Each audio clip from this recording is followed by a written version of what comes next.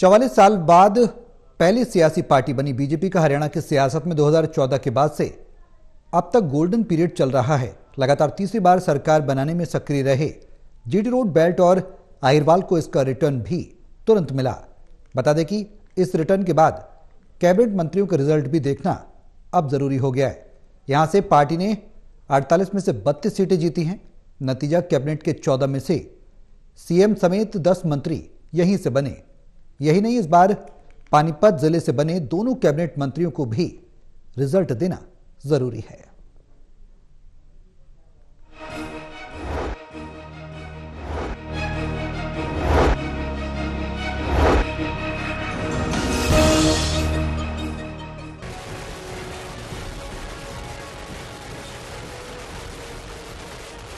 एक बार फिर GT road belt और अहिरवाल ने बीजेपी को इतनी ताकत दी है कि इस बार उसने हैट्रिक का रिकॉर्ड अपने नाम कर लिया।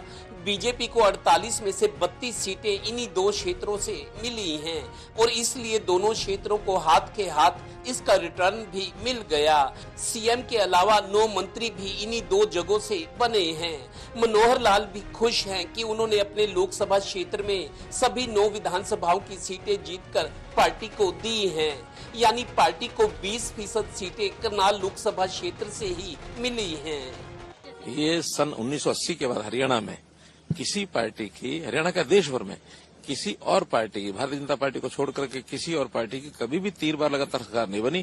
केवल भारतीय जनता पार्टी है, बहुत प्रदेशों में 3-3 बार सरकार जो बनाई है, उसी क्रम में हरियाणा में भी तीसरी बार, पहली बार हरियाणा के इतिहास में तीसरी बार हमारी सरकार बनी। और अब इतनी ही अहम बात ये भी कि पहली दफा बीजेपी ने पानीपत की 4 विधानसभा सीटें जीती हैं। यही नहीं, बीजेपी की सियासी पार्टी बनने के बाद पहली बार पानीपत की समालखा विधानसभा में भी कमल खिला है। इसका नतीजा ये है कि छठी बार जीतकर विधानसभा में पहुंचे कृष्ण लाल पवार और लगातार तीसरी बार जीतकर विधानसभा में पहुंचे महिपाल ढांडा, इन दोनों की प्रमोशन और कद बढ़ा है। कृष्ण पवार सीएम नायब सैनी और अनिल विज के बाद सरकार में अब नंबर 3 बन गए हैं, तो महिपाल राज्य मंत्री से कैबिनेट मंत्री बन गए हैं। ये वही पानीपत जिला है जिसने 2019 के लोकसभा चुनाव में संजय भाटिया को करनाल पानीपत लोकसभा में 6,52,000 वोटों से जिताकर देश की दूसरी बड़ी जीत दी थी।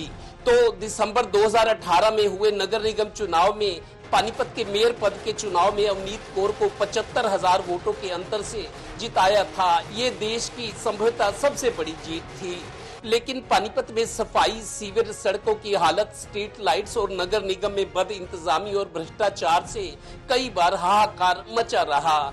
अगर बीजेपी सरकार के फिर आने से निगम में पार्षद रहे छोटे नेता और डिप्टी मेयर फिर नगर निगम चुनाव लड़ने की सोच रहे हों, तो इस बार माफ करना, लोग अभी सब कुछ भूले नहीं हैं। काम मिला है करने के लिए, ईमानदारी के साथ करें। लोगों ने अपने सपनों की सरकार बनाई है।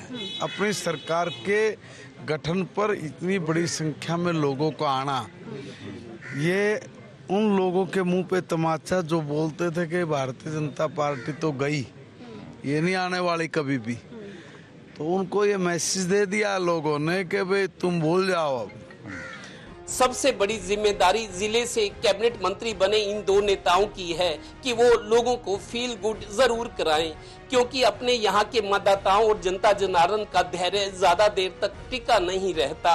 शहरी लोग तो मजाक में कहते भी हैं कि हमें 100 गज के मुफ्त प्लॉट और पेंशन नहीं चाहिए, बस साफ सफाई, साफ सीवर, दफ्तरों में सुनवाई और सुरक्षा चाहिए।